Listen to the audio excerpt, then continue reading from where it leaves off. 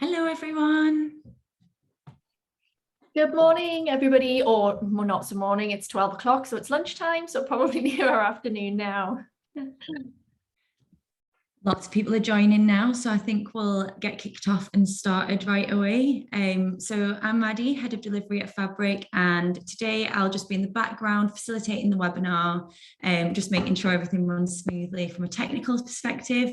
But if you've got any questions, stick them in the Q&A box and we'll open the floor at the end of the session. So if you have anything, stick it in there and we'll get back to you. But I'll hand over to Lisa and we can get started right away. Thank you, Maddie. So everybody's very much on time today. So I'm going to kick straight off and get straight into it because we've got so much to cover today. And this is no mean feat. To try and cover everything that you need to do in a market and strategy in the next hour is tough going, but we're going to give it our best shot and try and give you guys as much stuff as possible. So before we get going with today's content, I just wanted to start by telling you a little story as to why we're here today before we get stuck in. When I set out in marketing some 20 years ago now, as many of you will know if you know me, there were such limited options for training and upskilling, and especially in marketing. I didn't want to invest thousands of pounds and years of work in academic training with no guarantee of a job at the end. I was super ambitious, but also very impatient, and just wanted to get going and start earning some money. So I took the leap and went straight into industry with no formal training at all. And my God, it was hard. Even back then, with a fraction of the tactical options that you have now, and a much smaller amount of channels that you have available. I had absolutely no idea how to build a real life strategy. And I spent marketing budget on the stuff that I thought I should be doing or that I was told to do.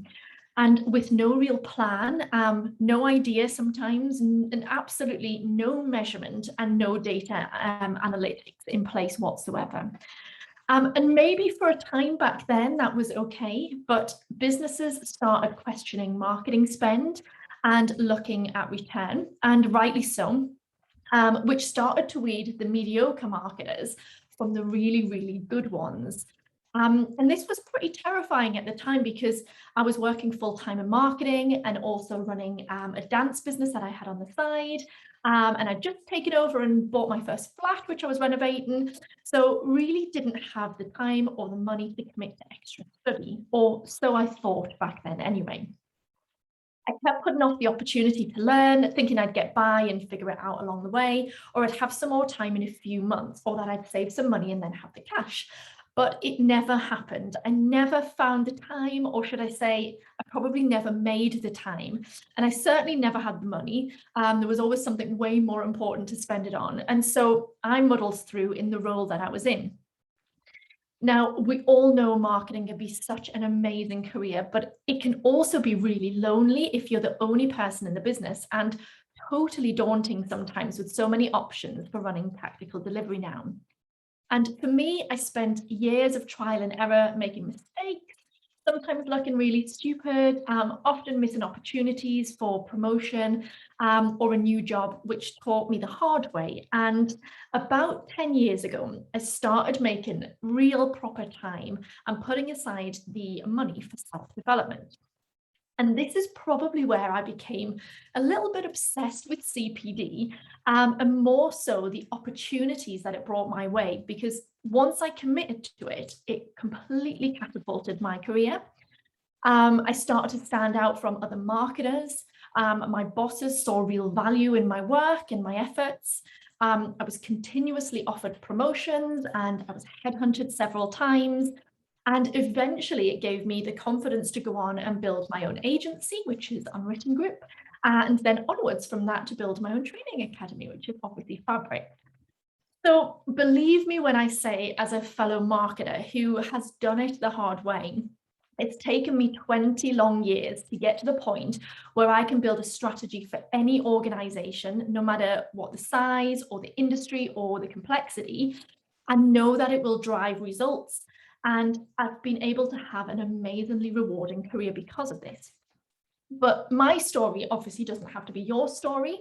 And the hope with Fabric is that we can save you guys all that hard work, all the making mistakes and not really knowing how to build a strategy, and show you exactly how to do it in the 12-week program so that you can hit the ground running. So enough of me. That's all the spiel about me today. I promise, straight into the content now. So what we're going to cover today. So what data and insight you need to gather to inform your strategy is where we're going to start. We're going to cover how to communicate your strategy or your brand proposition. We're going to cover how to deliver your strategy successfully, which is really super important when you've put all that hard work in. Now, before we get started, I just want to double check if you have already downloaded the strategy toolkit. That's amazing. If you haven't downloaded it just yet, it's worth doing now.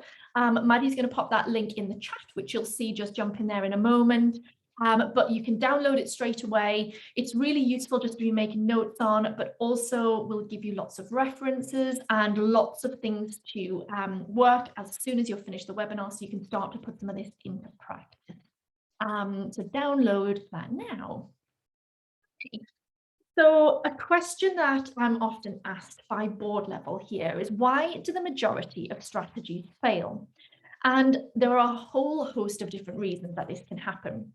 In my experience, it's usually a mix of things like the strategy doesn't know the audience correctly, they don't have concrete goals outlined, or they don't have a plan. There's been a complete kind of miscommunication between competitors, or competitors have been ignored completely. There's no value in the strategy, or there's only one channel that's focused on, and there isn't a relationship there between the marketing team and the senior management team. And so they're not communicating in the right way to understand and prove the value of the marketing efforts. Sometimes it's a mix of all of those things. Sometimes it's just one or two. But as a marketer, it's so frustrating if you put so much hard work and effort into a project and it just doesn't deliver the results that you were hoping for. And so this is why it's so important to get the foundations right to ensure that the outcomes are exactly what you want them to be. And so where to start with that? So there are 3 steps to success. And in order to build a winning strategy that really delivers results, you need to invest time and effort to cover the 3 main pillars. So the first is data and insight. The second is about communicating your strategy. And the third is all about delivery and measurements. So in the next 30 minutes, 40 minutes or so, I'm going to do my very best to run over every one of the key areas that you need to cover when building an effective strategy, so that you know what you need to include, and so you understand why each one of these pillars plays such an important part in creating a strategy that doesn't just look good, but obviously delivers results. Now, don't get me wrong, I'm not going to be able to teach you everything you need to know on this webinar. How we do each of these things is what we teach on the Fabric program in depth, but hopefully this will give you a really good framework today and a structure to work from as a starting point at least. So let's get started. So module 1 is what we call step 1, data and insight. So the very first starting point of your strategy. Now, data and insight is all about laying the foundations of your strategy. And the very first part of that is about starting with business objectives. Now, I see so many marketing strategies, and most have some marketing objectives, but very few of them have actual business objectives. And you really do need to start here. You really can't set marketing and comms goals if you've got no idea where the business is going or what it's looking to achieve as a whole. So these can be a range of things. They're usually things like increase in sales or profit. It could be a percentage of growth that the business is looking to achieve. It could be things like launching a new product or entering a new market.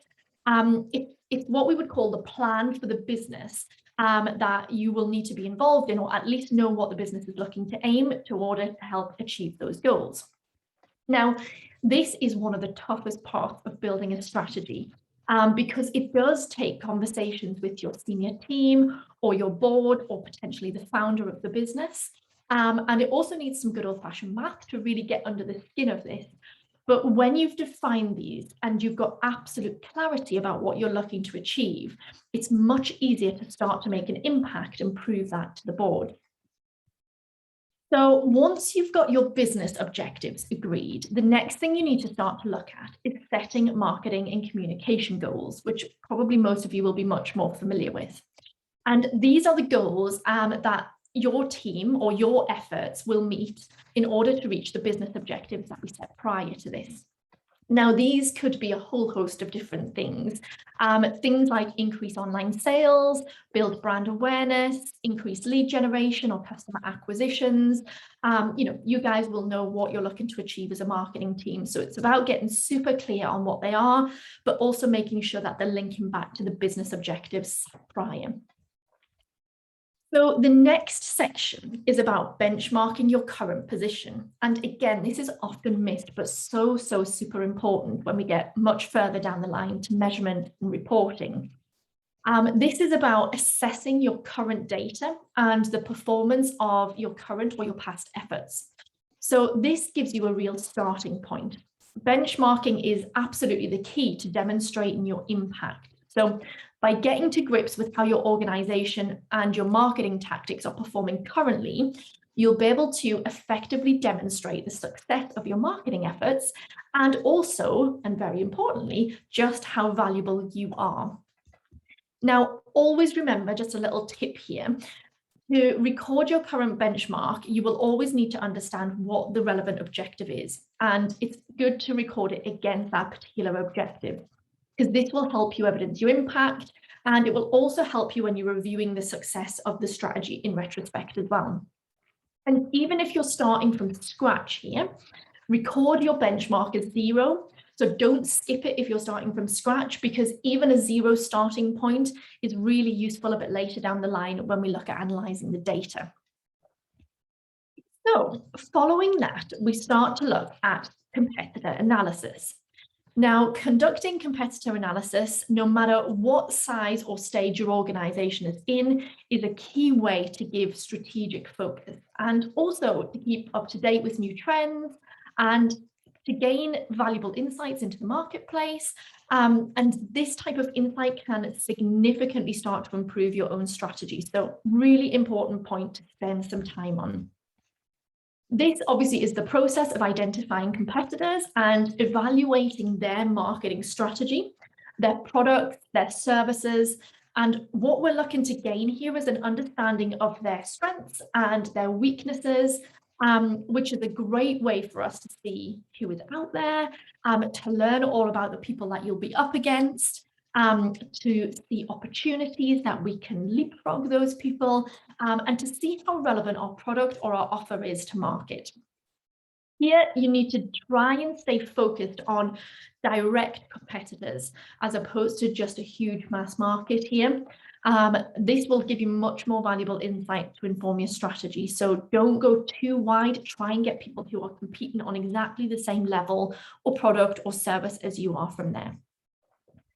Once you've completed competitor analysis, you can take your competitor research one step further by starting to gather product and service insights. Now, this is about uncovering kind of great ways in information that's currently out there to inform future product development. And it's also great to understand which products perform best in your current marketplace or in a marketplace that you're potentially looking to enter. Now, a little tip here. Feel free to get really creative with how you get this information. It's sometimes readily available online, but not always. So sometimes you do need to request a brochure, you need to make a phone call, you might need to visit your competitors in person. You should do it all. Anything that it takes to get the information that you need, make sure you do that. So no shame there in going and having a good look at what other people are doing. Next up is about mapping the market. So market mapping is a great way to get an overview of the landscape. This is really useful for you as a marketer, but it's also useful when you're presenting your strategy back to your team or your senior stakeholders. A market map chart, it maps competitors on a grid that focuses normally on two main attributes. one that runs vertically and one that runs horizontally. The attributes you choose should be totally bespoke to your organization or your business. And just to give you an example here, this could be things like low cost versus high cost, healthy versus unhealthy, luxury versus economy. It could be a whole host of different things that really kind of maps the market there. But always remember, just make sure these are relevant to your organization. You want this information to be super useful when you've actually mapped it. So there's no point in using things that you've seen that actually aren't going to inform anything going forward.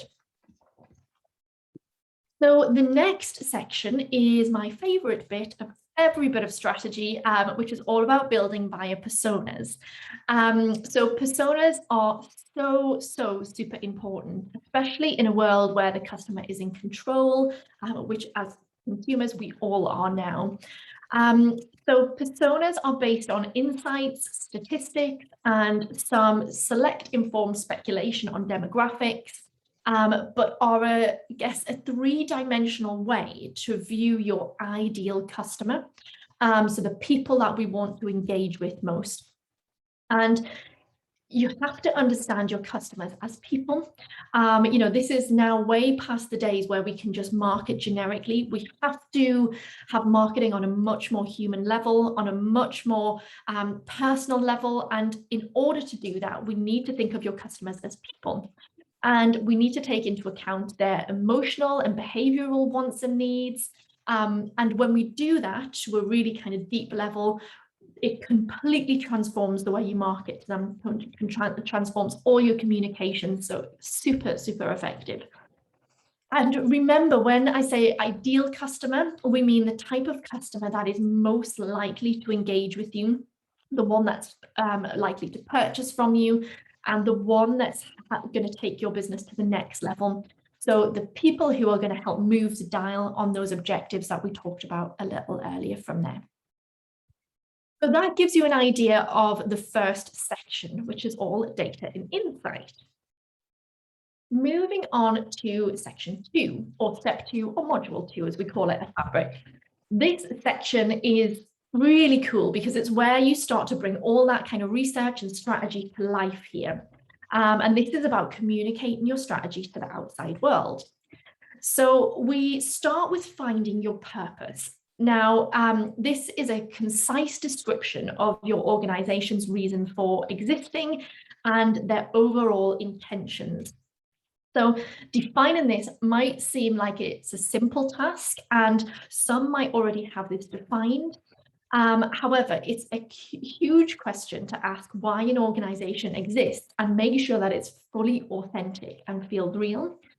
Having a really clear-cut and authentic purpose defined at the very beginning, before you start to get into tactical, really helps align and inspire both your employees, and it hugely encourages meaningful connections with customers, the people that you're trying to engage with. You need to work with your team here to get an authentic purpose defined if you haven't already got one. And once you're happy with it, test it out and make sure it resonates. So you don't want something that's just written on the wall for, ticking a box sake. You want to feel like you as a business are living and breathing this. So always keep pushing for the why here. Most of you will know Simon Sinek, I'm sure, but his book on this is great. Start with why. A purpose should have nothing to do with what your organization does or how it does it. It's all about why it does it. So finding your purpose is where we start here. Next up is defining values. Now, your purpose is your organization's reason for existence. It's the why you do what you do. Now, try and think of your values as how you'll achieve that purpose. So in order for your values to be authentic, you can't develop these as a marketer on your own. You need to work with your wider team in order to get these defined. And also involving your team in this makes them much more likely to live and breathe the values and to make sure that they really are true and alive in the business today.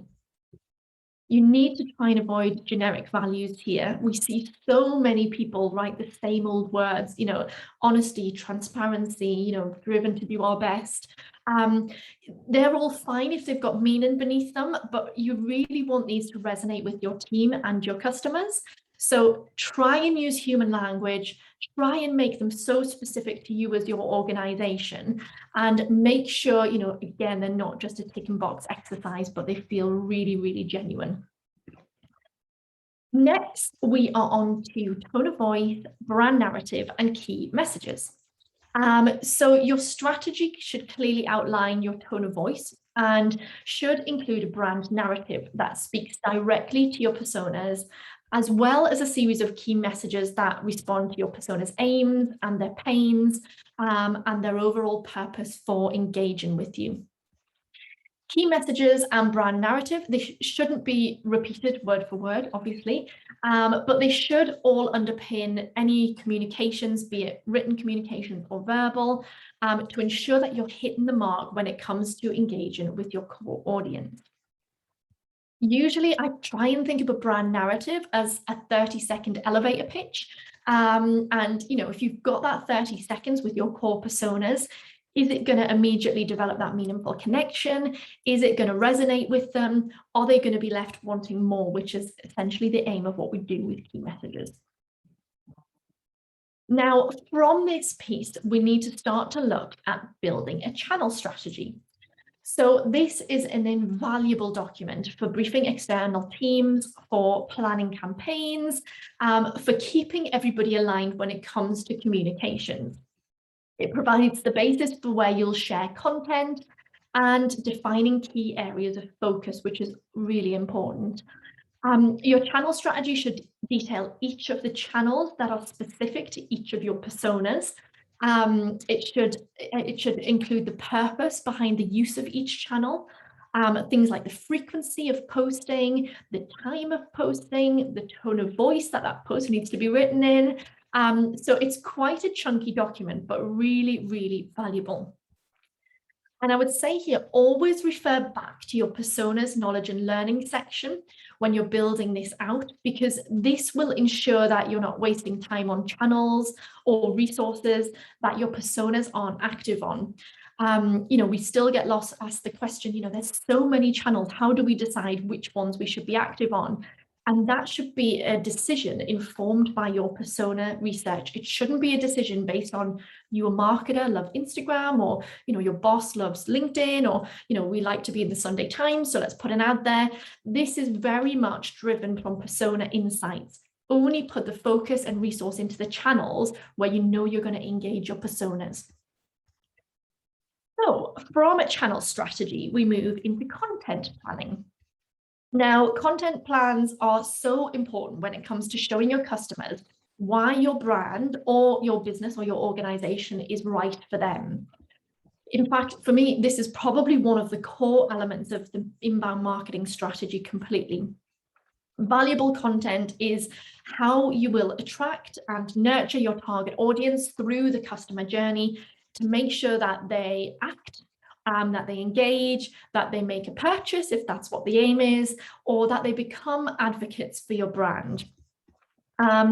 You should really look to develop this strategy and really look to build out detailed customer journeys for each one of your personas. And then a content strategy kind of directly responds to the issues that your personas face there. And a good channel and content strategy sit very closely together, hand in hand, and they lay the foundations for all of your future tactics. So take your time to really spend the effort and the research to build a detailed content plan. This will hugely pay off in the long run. It is a lengthy task in the beginning, but it makes life so much easier.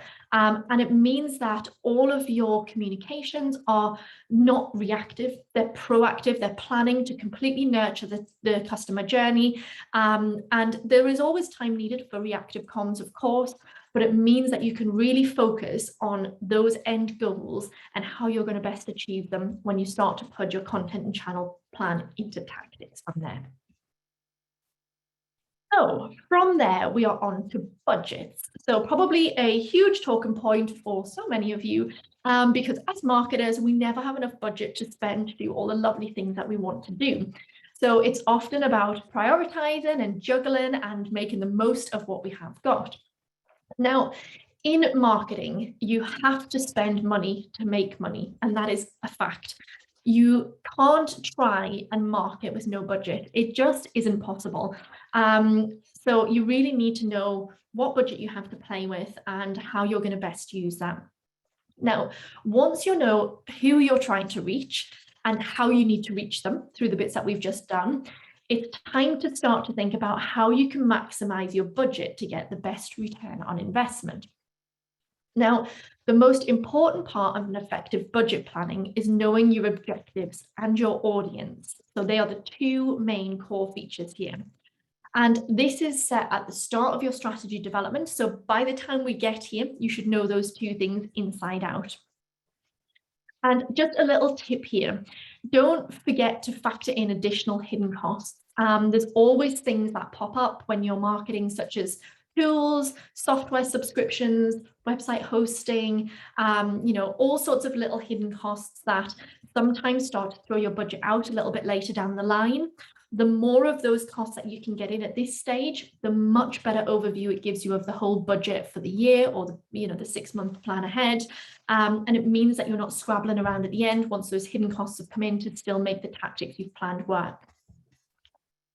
And from there, we start to move into delivery and measurement. So this is the area that we take all of the strategic work and we start to put it into practice.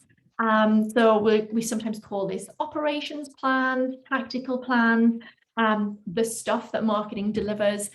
This is exactly where it all happens in this stage. So the first thing that we start with here is about creating an operations plan. Now, think of this as a roadmap to how you'll deliver each part of your strategy and who lays out what part, who's involved, when they're involved, what they need to do, and how you're going to deliver everything from here. This is a brilliant tool for both planning internal and external resource if you're using a mix of in-house and agency.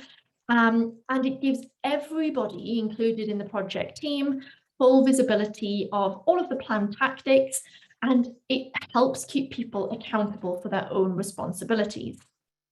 So often by building a long-term view of the deliverables in your ops plan, you'll be able to start to plot reactive activity without moving away from those all-important long-term goals.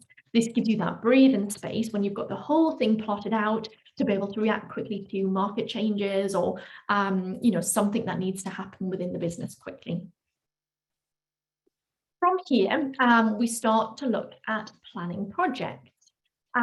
So as a marketer, project management is just one of many trillions of hats that we all need to wear.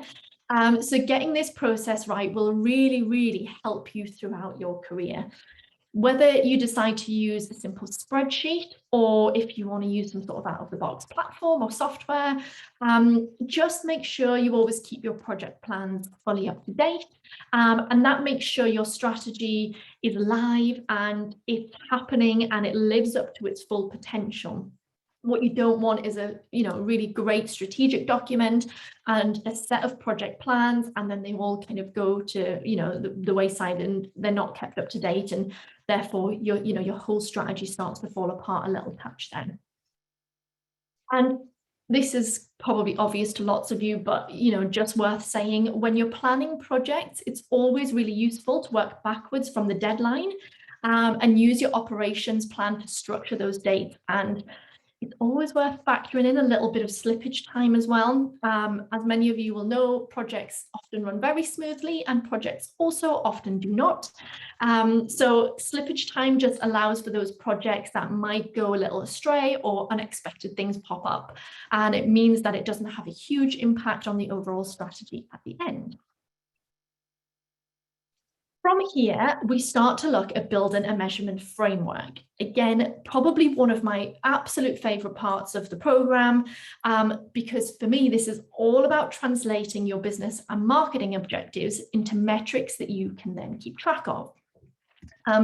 Linking marketing efforts to business impact can often be quite difficult, and especially if there are no immediate revenue goals to focus on.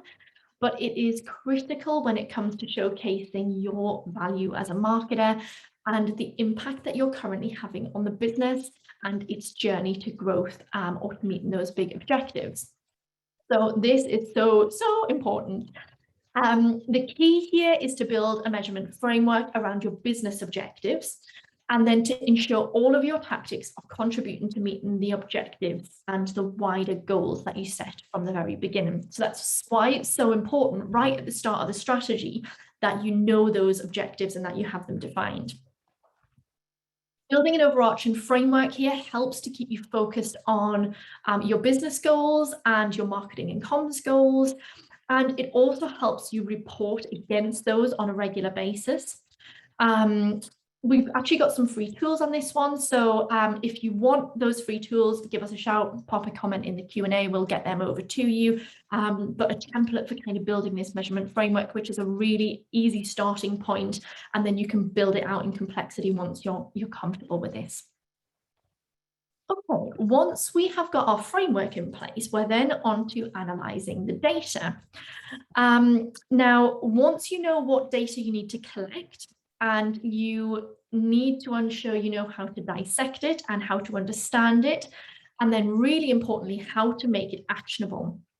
And loads of people get a little bit worried or frightened of this stage based on, they're not data analysis, they don't understand the complexities behind it.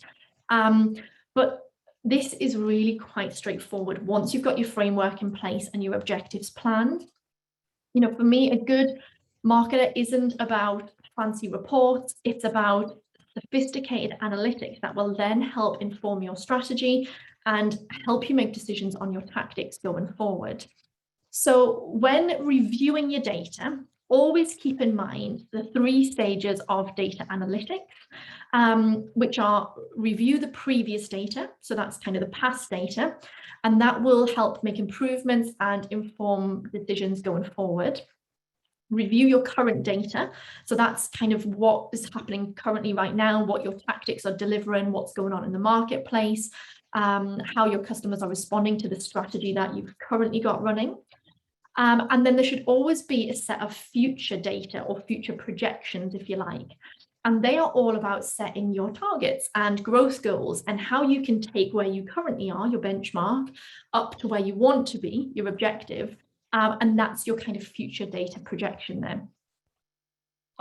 Make sure you have obviously the tools and the capabilities to collect your data, which is obviously really important. And again, that can be really simple Excel spreadsheets, or there is lots of software tools to help you do that.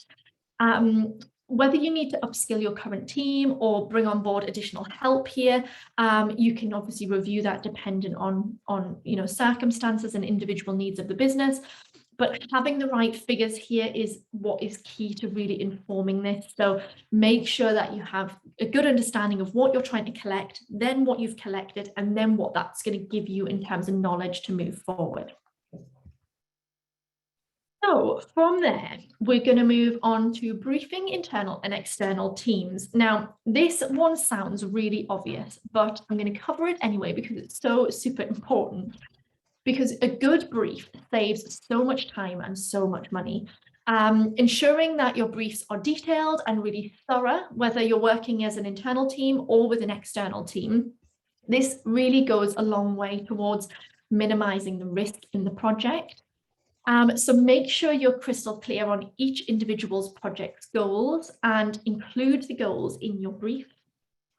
Be sure to clearly outline responsibilities so that you get a clear idea of all of the costs and the timescales, but also importantly, so that the finished project is fit to purpose. The last thing you want here is running all the way through a project, and as it goes live or it's printed or the campaign shoots off, you find it actually doesn't do the job that you wanted it to do. And a little tip here, which I find really useful in the agency, is get each one of your briefs signed off by all of the people involved in the project team, just to ensure everybody is fully on board and that they understand what's needed. Can sound a bit pedantic, but it really does work. If people have to put a signature to it, they will absolutely read it before they do commit their name to it. So it's a good little tip there to make sure that everybody agrees it. And then from here, we are on to reporting. So I've got here report. Don't forget to report is what I'm trying to say here. As you successfully implement your strategy, you need to make sure that you're capturing all the results in a concise report to obviously showcase all the brilliant work that you're doing. Now, this may be something you could present to a board or a senior team monthly, or it could be something that you take along to a job interview to show off your capabilities and the success of what you're currently doing. Whatever the purpose for this, it's just so important to ensure that your marketing effort remains focused and that it's working towards the business goal. And when presenting your report, always start with the successes. You always want to start with obviously the biggest things that have happened, but don't be afraid to present any negatives alongside a solution or a suggestion for improvement. Sometimes the things that don't work give you as much information, if not more, of the things that do work. So as much as you wouldn't continue with that tactic, obviously, that insight is really, really useful to be able to drive forward your strategy and use that to say to your senior team, this didn't work, but we've learned this and this, we've now done this instead, and look at the results we've achieved from it. So there's lots of ways you can swing that round, but it's important to put the negatives in there as it is the positives. And a final little tip on reporting, again, seems really obvious, but some senior teams like reports in the written style, some like numbers only, some like very visual graphs and just a visual representation of the data. Try not to second guess what your senior team want, just simply ask the question. And if you ask that question, it saves you the time and effort of doing all three of those things, and it will really cut down the time that you put into the report, but it will make it much more effective. And if you deliver it in the way the senior team want it, they're much more likely to read it. So there is a lot that goes into building a strategy. There is no question about that. I have talked your ears off for a good few while now, but what I'm trying to say here is when you put in the time and effort, and when you do it properly, when you really put the time and effort into doing it properly, the results that you get out of tactical is amazing. They really, really shapes the way you become as a marketer, but also just completely transforms your actual tactical activity. And I just wanted to give you an idea of how successful your strategy can be, because it's all good and well me telling you this, but what you want to see is it in practice. So I'm going to run you through a couple of quick examples of projects that we've just completed and unwritten for some of our clients following this exact process on building their strategy. So this is a project where we worked with the lovely team at Northumbria Water to build their B2B marketing division. And we essentially ran their marketing department there for a period of time. Our main objective here was to increase the number of water audits booked online. So that was our objective, and to secure them additional revenue, and also to create opportunity to build in a retained solution and build a pipeline of customers. The results, so this is what we would be reporting to a senior team. We saw a 63% uplift in audits booked online within the first 6 weeks, which was amazing. And we secured upwards of 20k revenue through the website for audits, and that equated to a pipeline value of £180,000 for them. So you can see how effective it becomes, but also how you can really start when you've got your measurement framework in place to turn this into facts and figures and statistics that will really, really make your senior team sit up and listen.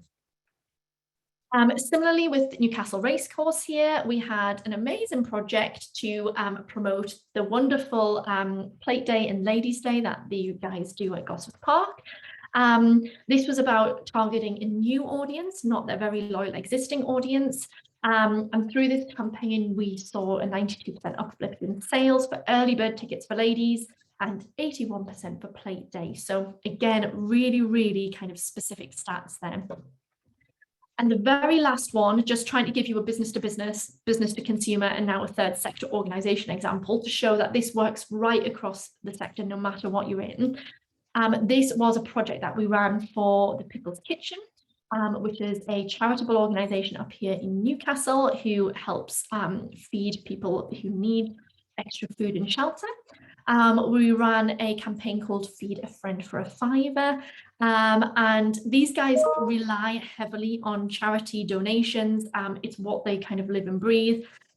So for us, in the 7 weeks that the campaign ran, we had 4,006 conversions, which was a 3.8 times the ROI. So again, really important, because these guys can't spend a penny without justifying what the ROI was, and to achieve nearly 4 times, the return of their spend was phenomenal. So hopefully this gives you an idea of how effective it can become. And it's easy to say all of this. It is, of course, only easy when you know how to do this. But as you can see from the results I've just shown you there, it is super powerful, not just for you as a marketer, but also for the business or the organization that you're in. And it shows the real value of marketing and how effective it can be when it's done correctly. And you can also start to understand why marketing goes so wrong here when you don't follow these proper steps. If you don't have the foundations in place, you are literally just shooting in the dark with tactics and budgets. And this is exactly why so many marketers fail here. And actually, this is exactly why I created Fabric. Because when I started out, this type of training just wasn't available. There was nothing like it at all, and there still isn't until we created Fabric. But it is so important if you want to be top of your game, and obviously we would love to help you guys make sure that you don't have to go through all the pain that I went through in the early years of my career, but to save you all the years of learning there. So just to give you a little idea about the Fabric program itself and what you would get if you join us, you get to build a live strategy from the ground up while you're with us, which is really, really important. So you'll build that live strategy for either the organization that you're currently in, so you can present a defined marketing and comm strategy to your boss or your senior team, or if you're not in an organization yet, or you're looking to move organizations, you can do it for one of our mock companies where we will give you a pack and you work through that. You'll get 3 modules with all of the 21 on-demand lessons. You'll get our tried and tested framework, which is so important for you as a marketer, more so than the business, but it means you've got that framework to take with you throughout your career and use in every different role that you have. We give you every single tool and template that you will ever need, so you don't have to find anything. We give you every Excel spreadsheet, every reporting template, obviously the marketing and comms plan, every graph, every formula. It's all there for you, so makes it really easy for you to move forward from there.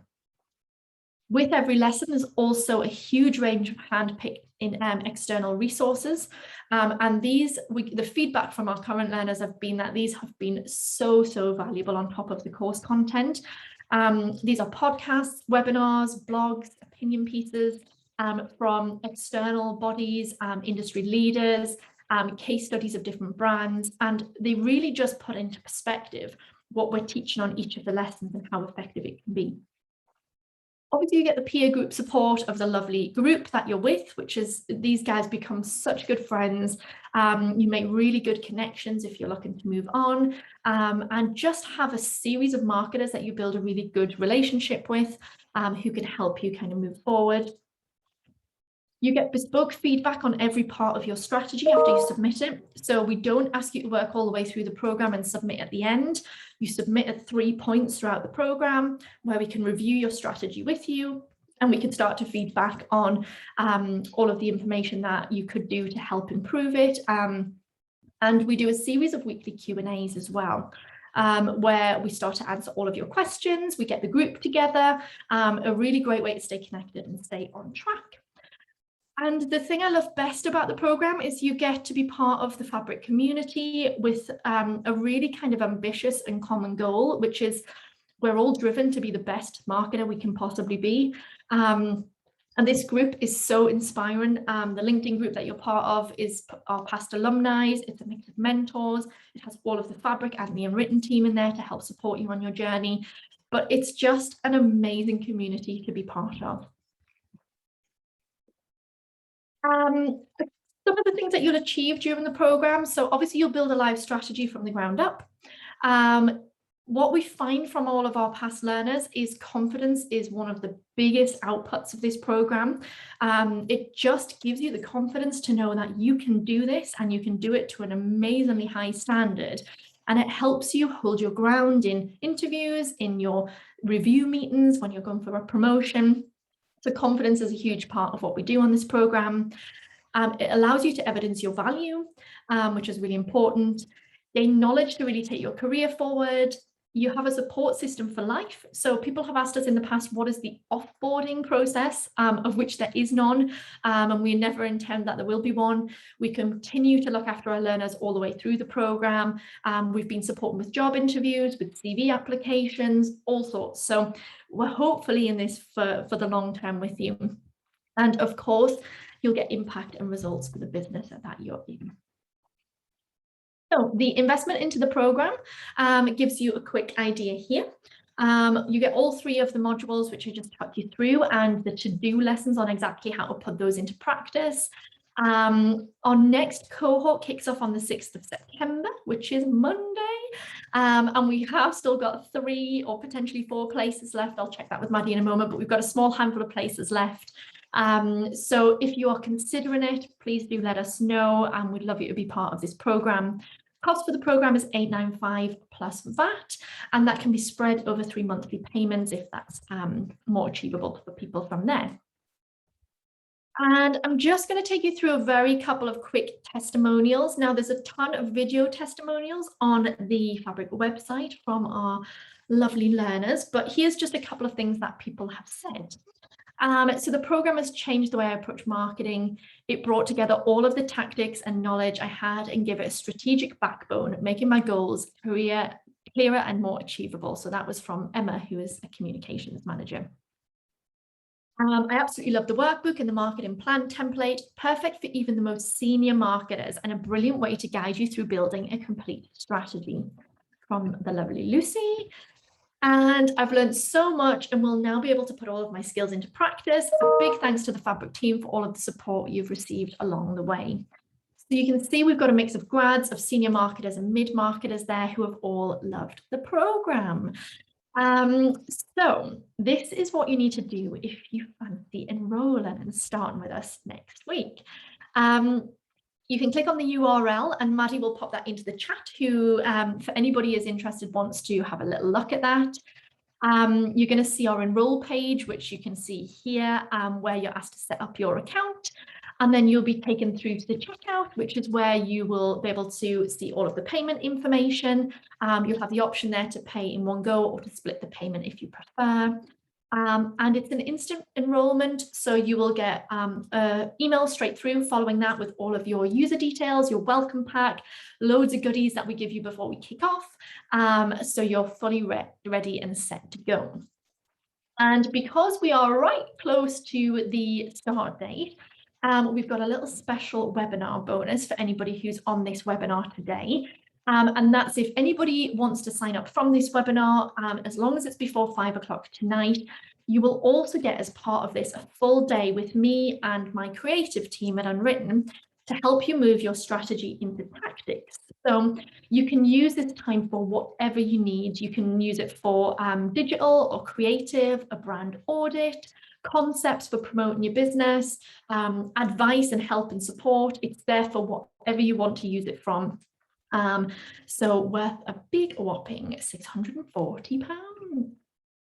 So if you are still undecided and would like to chat it over, do let me know. I know this is a big decision for lots of people, and often it's a very considered decision. You know, we want to make sure the course is the right fit for you and it's going to help you achieve your objectives. So Maddie and I have got all afternoon open for any one-to-ones. If anybody would like to have a quick call with us, and just chat through any questions or worries or concerns or anything that you're looking to achieve to qualify whether the course is right. Maddie is also popping the link for this in the chat now. So you'll be able to book a slot in our diary this afternoon and one of us will be able to have a good chat with you from there. So that is it. I'm going to stop talking.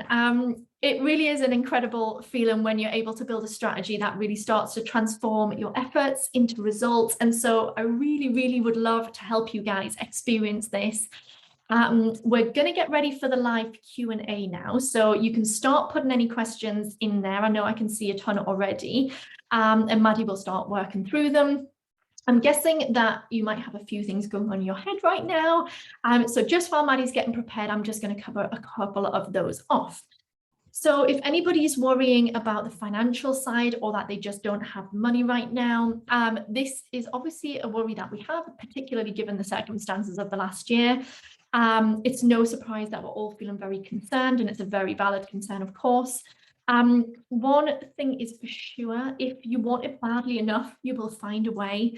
I don't know if you remember my journey right at the beginning, but I just kept spending things on other things that I wanted, but this is what really does catapult your career. So we've got so many options to help you with our payment plan and all sorts of other things. If you really want the course, but you're struggling with finances, just let us know, jump on a one-to-one call, and we can definitely help find a solution there.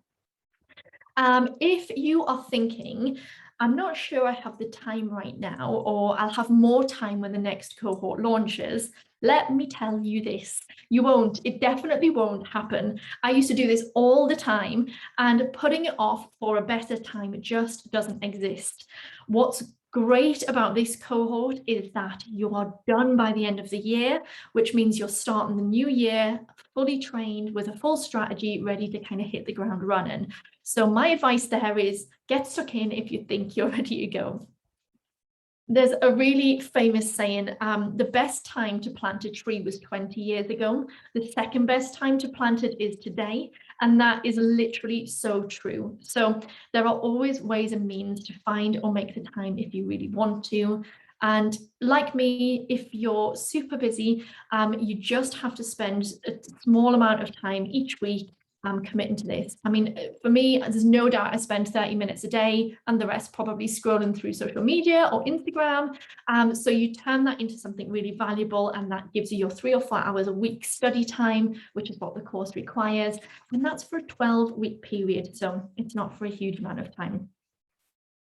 Last but not least, before I open to Maddie and your questions, I don't know if I'm ready or experienced enough is a question that we've had in the past. And here is a little secret. You're never going to be 100% ready. And that is probably true in all aspects of life. There will always be something more urgent in life that feels like it's taken priority, or you feel like you need a little more experience first before you start.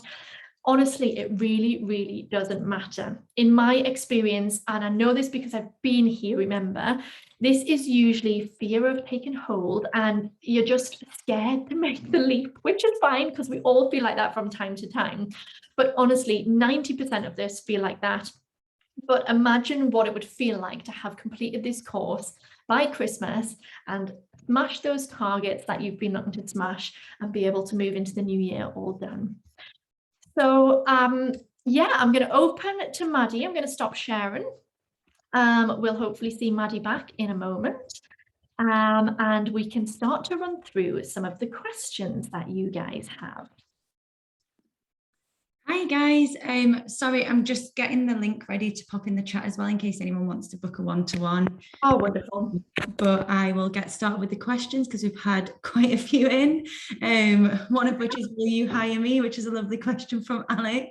Yes, Alec, we are always hiring. Send us your CV. We love good people. Yeah, definitely.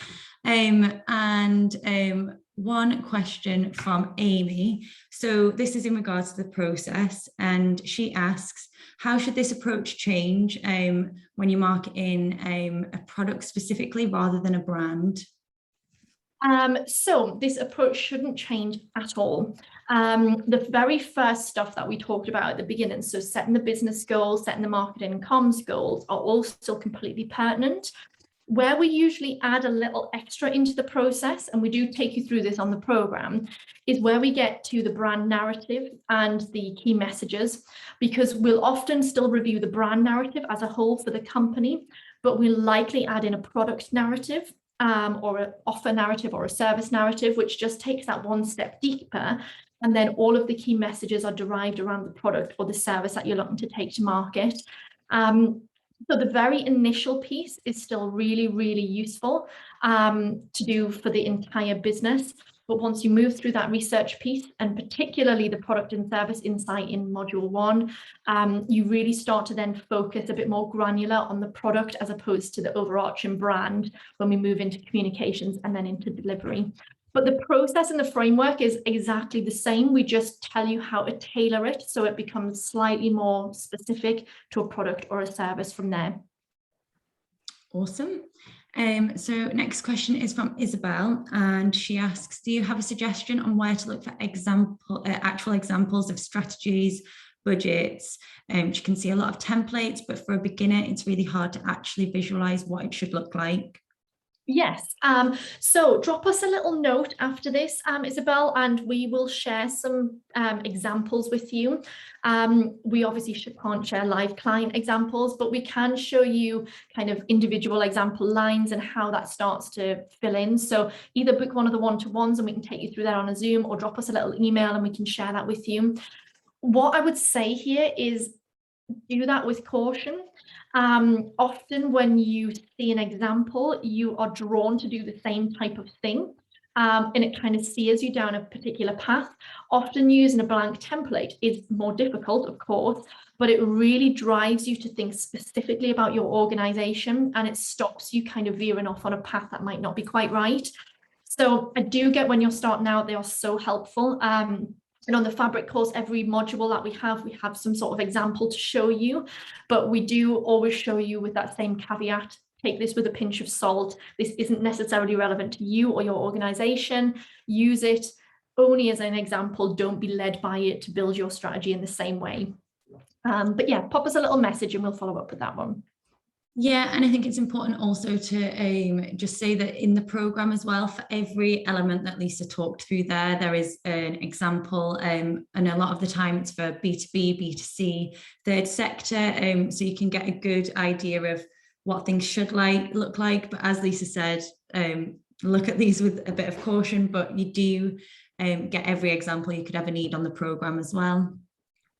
So we've got a question from Catherine, who is asking when the next cohort is after this one, which launches on Monday. So the next one will be sometime in January. We haven't finalized all of the dates yet, but we tend to run the same 3 cohorts each year, which are January, April and September.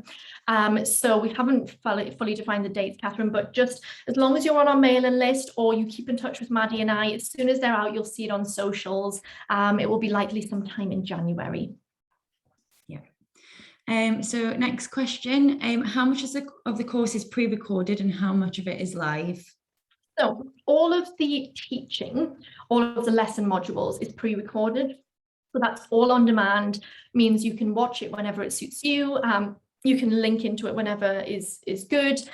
You can work through it at your own pace. So some people like to do one lesson and then do the workbook, one lesson and the workbook. Other people like to do a couple of lessons together and then go away and do the work. It's completely open to you and how you like to learn.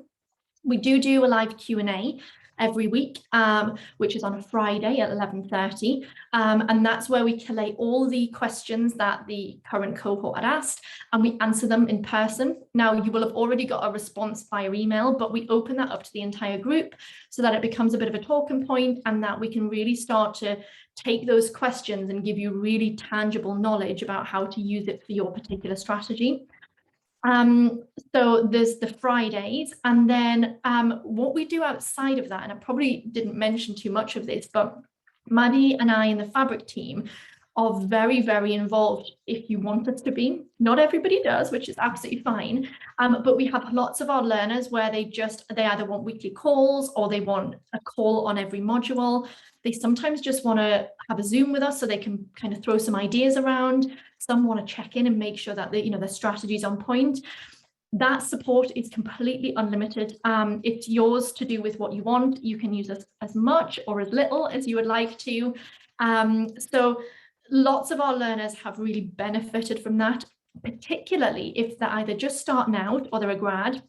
or if they're the only marketer in the business and they need some creative brains to throw around key ideas and brand narratives, and just a sense point where they can really use it, an extended team.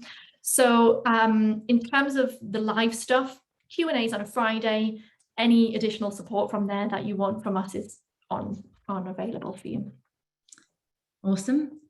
So next question from Isabel, which is quite a specific question, so we'll answer as well as we can. But she's asking if you had to pick 3 digital marketing objectives for a radio station, so a company that doesn't have the budget but has the talent, but also really just a company that doesn't have sales as an objective. So, there's probably a million things that we could go into here, but I guess we can give you some pointers. Yes. So what I would say there definitely is, 1, start with the business objectives as opposed to the digital marketing objectives. So what is the business trying to achieve? And if that isn't sales, it's likely going to be listeners. I'm being a bit presumptuous here because you mentioned you were a radio station, but I'm sure that it's, it's listeners, it's maybe sponsors, it's possibly impressions, it's probably ad spend. So what is the business trying to achieve first of all? And don't skip that, because if you don't know what that is, you're shooting in the dark, like I mentioned before about planning your digital marketing tactics. Once you know what those business objectives are, then you can start to really develop marketing and comms objectives. And I'd keep that broad. I wouldn't get specific about digital objectives even at that point. You can further down the line, but here, don't close off to just digital channels only, because once you've done your personas, you might find that either the sponsors or your listeners aren't on all of the digital platforms, or actually are more off the digital platforms than they are on the traditional. So it's really important just to understand where your personas are. Then if you absolutely guarantee that they're all digital channels that you need to engage them on, absolutely fine. What are your digital marketing tactics? And then it's again about starting to think about what are the objectives that you're trying to achieve. And really, I'm kind of sitting on the fence a little touch without giving you real specifics, without knowing what you're working towards. But if you're a radio company and it's not about sales, I'm presuming it must be about listeners. So surely it's about increasing listeners. Maybe it's about increasing length time that the listeners listen for. And it's starting to put some tactics and measurement in place that will really help inform that. And there's loads of really good A/B testing that you could do there with a current team, if you've got in-house, which it sounds like you do, that you can start to try different content ideas, what engages, what competitions work, what messages work, how will people stay on for, 3 minutes longer than the last session that they were on. So there's all sorts that you can build out. And I think if, the program would help give you that structure to do that. But my advice there is business objectives first, always. Yeah, that's a really good answer. And I think, it's important to say that not every business is looking for sales. Some people want to build awareness, they want to change perceptions. And there's so much about marketing that isn't just revenue driven. So you're definitely not alone in that, but you just, like Lisa said, business objectives are absolutely the starting point, because you need to know what the true objective is for the business, as well as the marketing goals as well. Yeah. So another question, which is a really, really good one. Actually, I'll just touch on this one that Anna's asked. Will the recording of this webinar be emailed? Yes, it will. So if anyone needs to unpack it and revisit, I know there was a lot of information in there, so we will send that round. But Andrea has asked, if a company is both a B2C and B2B company, would there need to be 2 separate strategies? Not 2 separate strategies as such, because there will be a portion of this that is applicable just to the business. So, your business objectives, your marketing comms objectives, where you do your value proposition, your purpose, your values, your brand narrative, that will all be kind of business generic. You will likely need to do 2 sets of personas, and you will likely need to do 2 sets of channel and content plans.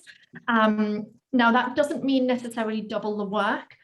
Often when we do personas, we'll say normally 3 is a really good starting point for any business. Now, that's not exclusive. It doesn't have to be 3, but 3 gives you enough to give you a good range of different personas to target, and it gives you a ton of work to do from that. So that's usually about the max that a team can work on together. What you could decide to do is do one persona B2B, one persona B2C, and then your third dependent on what else you choose from that. And therefore you wouldn't have to do a ton of extra work. It would be the same amount of work, just split across different audiences. And the way we structure the channel strategy and the content plan, it's really simple to duplicate them on separate tabs and run, we suggest that you run different ones for different personas anyway. So there would be a big chunk of the course that would be pertinent to the business as a whole. And then when you'd start to get a little bit further through that, you'd start to get a little bit more granular. But actually would be a really nice, neat way to work through from that kind of middle section, and then have not two different strategies, because essentially they'll all be working to the main business goal, which is what your strategy is about, but two different plans, if you like. Yeah, that makes perfect sense. I think the business goals for B2C and B2B are probably to increase overall revenue. So you'd all be working towards the same target. So keeping it within one strategy, but segmenting by audience is a really valuable way to do that and get all of the insights that you need to target those separate audiences. So last question that we've got time to answer today is from Amajit. And that is, how do you know if your strategy is a strategy and not just a list of activities, wish lists, or to-dos, which is such a good question. That's a great question, yeah. Well, your strategy, if it encompasses everything that I've just taken you through, is absolutely a strategy.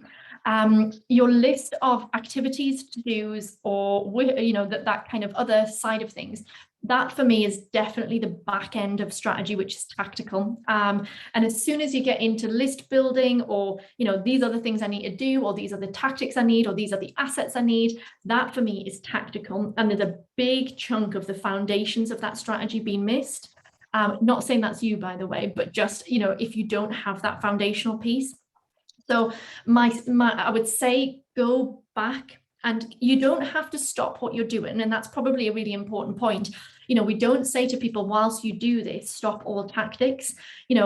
Keep running what you're doing, keep doing what you're doing. There is also huge value in what you're doing, because it will give us data and it will give us insights when we start to get to that measurement piece.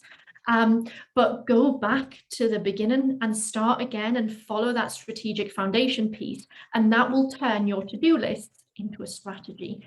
So it sounds like you've got the back end of it, and I mean, honestly, probably that's where 90% of marketers sit, in that kind of tactical piece. But if you want to really start seeing that make a big difference, go back to the beginning, add all the extra bits in, and it'll probably change all of your wish lists and your to-dos and your activities from there. Hopefully that helps. Fab. Yeah, so that's all we've got time for today. But if anyone does have any additional questions, just whiz them over via email.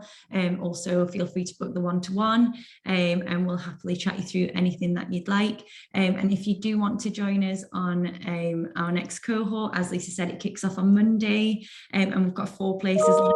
So yeah, hopefully we'll see some of you there.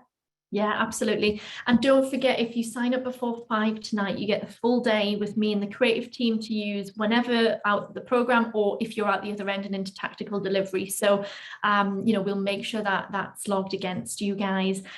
And hopefully we'll see some of you there. We've got the most amazing group of people. I'm so excited to work with these guys. We've got people from all over the world in this cohort. Not just the UK. So there's a really, really amazing mix of people. So yeah, would love you to be part of it. And thank you for your time today. It's been great to hear all of your questions, and hopefully that has helped some of you. Have a great weekend. Thank you, guys. Bye-bye.